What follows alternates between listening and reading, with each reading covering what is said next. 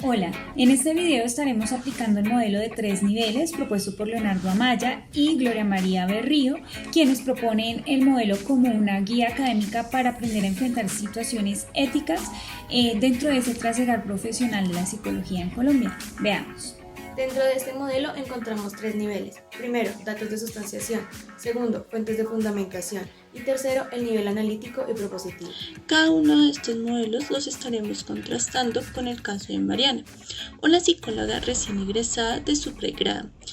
Fue contratada por una IPS que ofrece servicios terapéuticos. En el de datos de sustentación encontramos la clarificación de los hechos, teniendo en cuenta que en psicología trabajamos con la narrativa, es decir, la persona expresa la experiencia tal como la misma siente. Por tal razón es importante escuchar los hechos que se narran desde diferentes perspectivas de los actores inmiscuidos en el caso. Además, para la clasificación de los hechos es importante mantener una evidencia objetiva de lo que está sucediendo. Veamos. Mariana recibe un caso tamizado de baja complejidad. Al final de la primera sesión del caso tamizado como baja complejidad, el paciente le manifiesta a Mariana que a veces se ha querido lastimar. Mariana, luego de escuchar que el paciente se ha querido lastimar, observa que el tiempo de la sesión termina. Con respecto a la premisa del paciente, abro comillas, a veces me he querido lastimar, cierro comillas. Mariana le responde que es normal e indica al paciente que programen un encuentro para la próxima semana. En la segunda sesión, Mariana evalúa áreas de ajuste y en los últimos 10 minutos indaga al paciente sobre deseos de lastimarse, a lo que el consultante manifiesta que los deseos de lesionarse especialmente se dan cuando tiene problemas con su autoestima.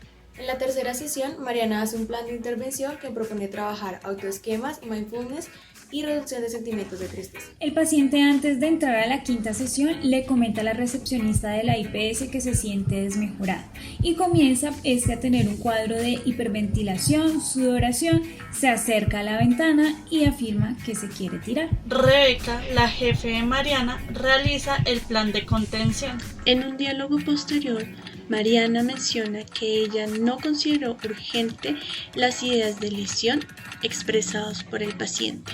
Mariana, en el diálogo posterior, también menciona que sintió temor de abordar el tema del deseo de autolesión del paciente y no poder manejar la situación. Básicamente, la situación problema de este caso radica en que Mariana antepuso su miedo a enfrentar la conducta autolesiva manifiesta por el paciente sobre el inminente peligro en el que se encontraba el consultante, que mantenía una ideación suicida.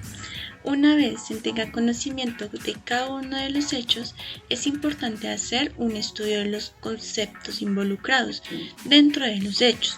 Por ejemplo, en la imagen que se observa incluimos el DSM-4, que hace referencia a los criterios de deseo de autolesión e ideas de lesión. Cuando hablamos de ideas de autolesión desde la psicología, nos referimos a pensamientos o impulsos relacionados con causarse daño físico a uno mismo sin necesariamente tener la intención de suicidarse.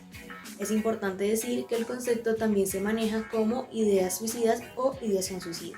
Asimismo, para el caso se determinaría que los deseos de autolesión se refieren al pensamiento o impulso que puede llevar a la activación de una conducta suicida. Ahora es momento de trabajar con los puntos dilemáticos, teniendo en cuenta que aquí vamos a encontrar principios que estarán evidentemente en conflicto. Por ejemplo, Mariana mantiene el principio de confidencialidad frente a lo manifestado por el paciente durante las sesiones.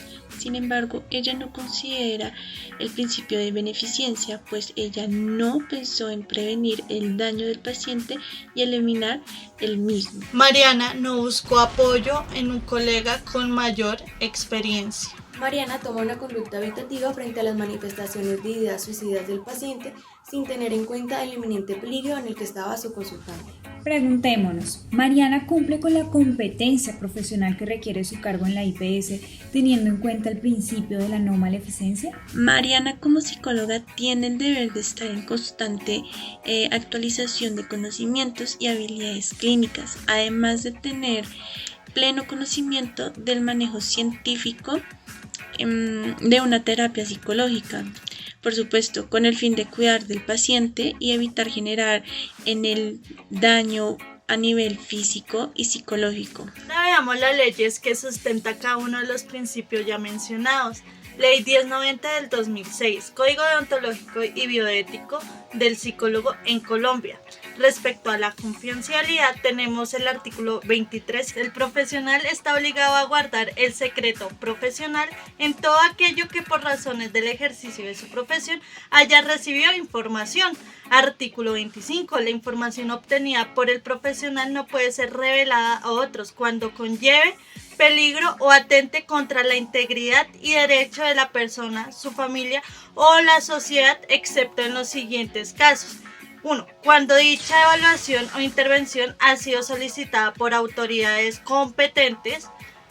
2. Cuando las autoridades legales lo soliciten. 3. Cuando el cliente se encuentre en incapacidad física o mental. 4.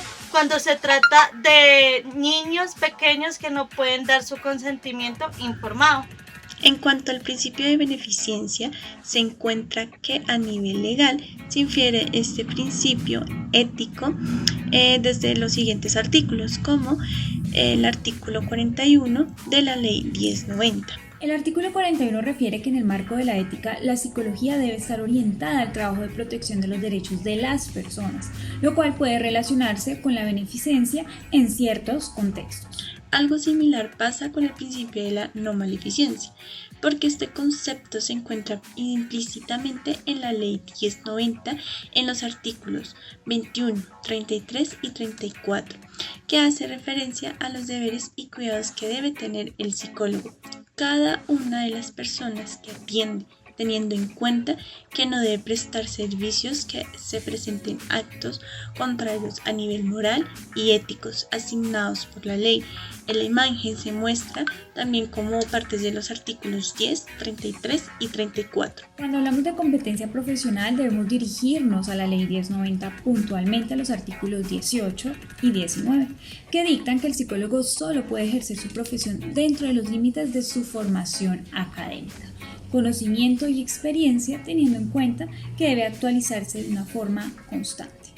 Se puede inferir en el artículo 15 de la Constitución Política de Colombia, que menciona los derechos de intimidad que tiene una persona, y además el artículo 74 menciona que el secreto profesional es inviolable. Además, la Ley 1581 de 2012, en el título segundo de los principios rectores, en donde encontramos el artículo 4, principio por el tratamiento de datos personales, incluye el principio de la libertad. El tratamiento solo puede ejercerse con el consentimiento previo y expreso e informado del titular.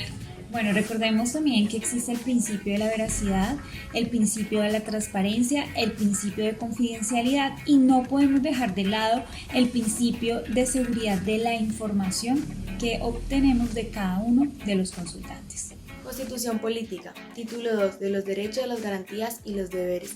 Capítulo 1 de los derechos fundamentales. Artículo 11. El derecho a la vida es inviolable. No habrá pena de muerte. Artículo 12.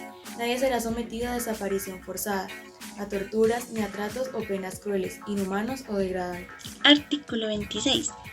Toda persona es libre de escoger profesión u oficio. La ley podría exigir títulos de idoneidad. Las autoridades competentes inspeccionarán y vigilarán el ejercicio de las profesiones, las ocupaciones, artes y oficios que no exijan formación académica son de libres ejercicios, salvo aquellas que impliquen un riesgo social.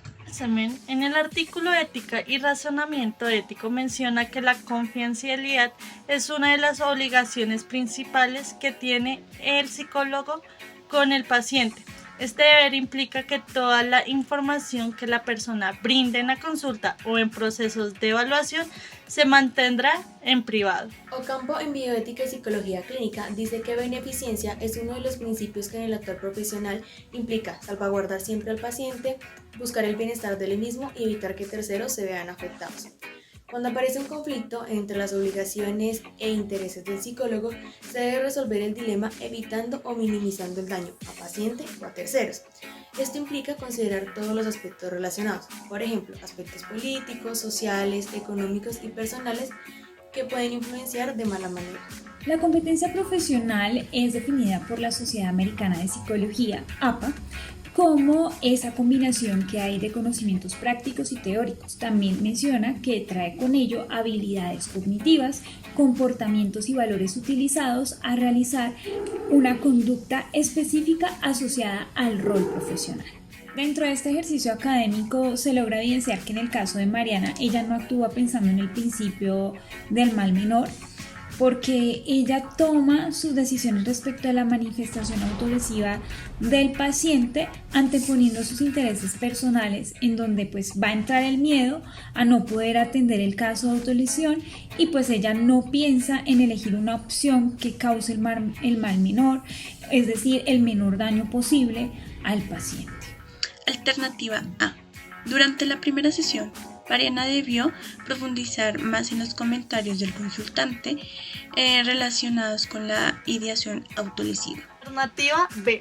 Mariana podría haber consultado con su superior, en este caso Rebeca, después de la primera sesión, al notar que el consultante tenía ideas de autolesión para recibir orientación sobre cómo manejar el caso. En la alternativa C podemos ver que en lugar de continuar Mariana con un plan de intervención, ella pudo haber remitido al consultante a un especialista en psicología clínica con experiencia en crisis emocionales y el manejo de conductas suicidas. En relación con el caso de Mariana, la decisión que se ha tomado es notificar al Colegio Colombiano de Psicólogos para que le abran un proceso disciplinario por incompetencia profesional, ya que este término encierra muchos de los aspectos que se ven en el caso. Por ejemplo, no se cumple el principio de beneficencia porque ella antepone sus miedos intrínsecos a su quehacer profesional.